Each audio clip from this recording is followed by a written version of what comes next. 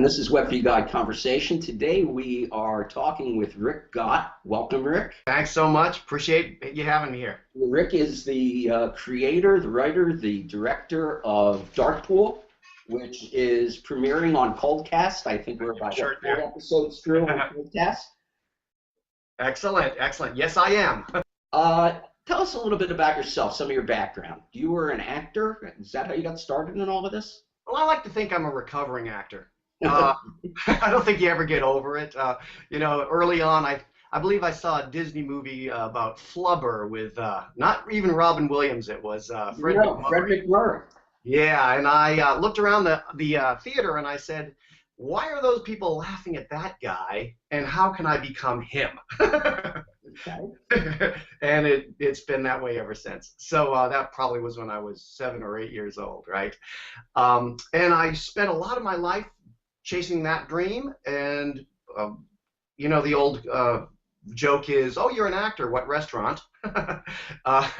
So I spent a lot of time waiting on people and living that dream, and had a lot of success, I think. I mean, I've done hundreds of plays as an actor, and made it all the way to New York and spent 2 years there getting beat up a little bit and running out of money and then picking up some money. I've got some off-Broadway credits as an actor and an off-Broadway credit as a playwright. Was most of your work in theater or in film? At that point, I was bopping between, but you have to remember in context that that time period was when you were doing film, you were either able to do it with, well, there was this stuff called film, film stock, and it was very expensive. So we didn't have the blessings of right now where we have videotape and these cameras that are relatively inexpensive. So I was also making film, but that came a little bit later. When I was in New York, I was dedicated to theater because that was what you did, and spent a couple of years, had an agent with William Morris and as a playwright, and spent 2 years there, and then came back to Sacramento, California, where I live right now, to kind of, well, recoup losses, build up a little bit of, fortitude after spending a couple of years in New York City, which is a really tough place to live, and was very tough in the mid '80s, and that placed me here in Sacramento, where I met some of the most amazingly talented and the nicest people I've ever met in my life, and I ran into some people that I wanted to spend a good part of my life with here, and so 20 years goes by, and I've decided that Sacramento is my home. So that takes me here. When we settled in here, my wife and I wanted to do something extraordinary, and we're jumping ahead to the mid-90s. Okay. And I had an idea. I was teaching acting for the camera to local actors. I'm trying to show you my Darkpool t-shirt here. Cool shirt. Yeah. And I had been teaching them that technique of how to be in local TV commercials, and I myself have done 5 or 6 national television commercials as an actor, and there's some money to be made in that, right? So I let them study with me for a while, and then they kept coming back and saying, we want to learn more. And remembering that this was in the mid-90s, I said, well, God, the only way that I could teach you more is to make things. I mean, to actually do projects, to, write scripts for you and film them and see how that went. And at that time, the post-production aspect of it, as everyone who knows anything about this who's listening will remember, it really wasn't there yet. So we shot a lot of stuff, and for 3 years, my wife and I had a little company called Hands On Productions, and we taught a lot of people how to act in front of the camera, to do stuff behind the camera, and we made quite a few of these projects. We made a Western. There was one horse. What was the Western called? That was called Identity. Okay. Dun, dun, dun.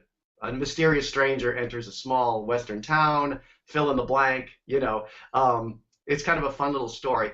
And we also made some sci-fi. Some of the projects were just made genre-esque, so the story for that one wasn't so important to us as much as you got to have one of those scenes, Did some horror films. And the actors learned how to do these techniques by actually going as far as we could at that time to come to completion with a project. And so those are now up on YouTube somewhere, and those can be seen. So that was a great body of work.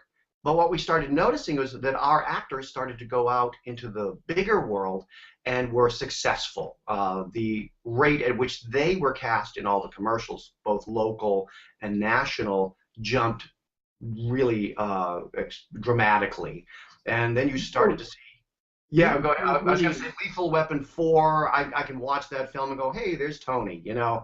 And it started to have an effect where the practicing of it, the doing of it, to the extent that you could, actually affected the bigger scene. And so that's the groundwork of where Dark Pool started, if you really want to go back that far. Okay, well, it sounds from what you described that what you were really kind of doing was running a creative incubator before the incubator really became in vogue.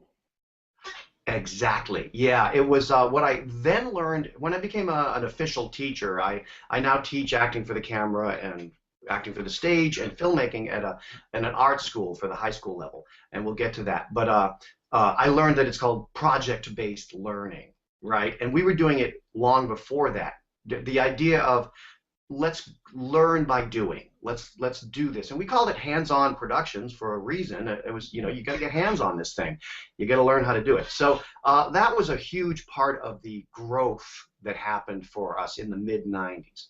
Once again, though, you couldn't finish necessarily. Editing became problematic because the people who had the machinery were spending hundreds of thousands of dollars to be able to do that. And it's really hard to get people to do, you know, hey, can I use your editing equipment for no reason? There was no iMovie and Final Cut back then.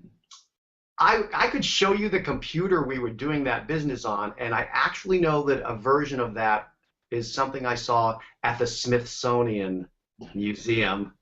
It's that, you know, we were that far back. But what brought you back to creating your own production with Dark? Well, I'll say that not to jump a whole period of time, but it's good storytelling to do that. Yeah. I got a job as a real teacher. That is, I'm like, you know, 5 days a week in a classroom with 30 kids at a time, 6 hours a day. And that was 15 years ago, and whew, yeah, I'm on summer break, and so I said that and I got a little tired. They're wonderful kids, though, because it is a performing and fine arts academy. I have to put the plug in, Natoma's Charter School, Performing and Fine Arts Academy. Okay, so these are motivated kids. We are one of the top 5 art schools in the nation. Wow. And I know that because the Kennedy Center in Washington said that and brought us to Washington, and that was a while back, but we performed on the Millennium Stage, and it's a wonderful place to be, and I just love my job. But some time went by, and frankly, I used it as a chance for, I'm going to talk metaphysically here, to say the universe said, Rick, you kind of know what you're doing? You really ought to study some more. And I said to the universe, perhaps, in my little fantasy, but I can't afford to go back to school. And they said, well, then you'll teach. And so I've been teaching story structure, screenplay structure, acting in all those areas for 15 years. And I know for a fact that it's made me a better artist by having to go back. Yes, I've studied. My training is with American Conservatory Theater in San Francisco, and I did 2 years in New York. And was I listening as a young person as fully as I could? I don't know. I think I was there to get it on my resume. And I do know that this 10 to 15 year period of teaching it has taught me so much about what I, you know, profess to do.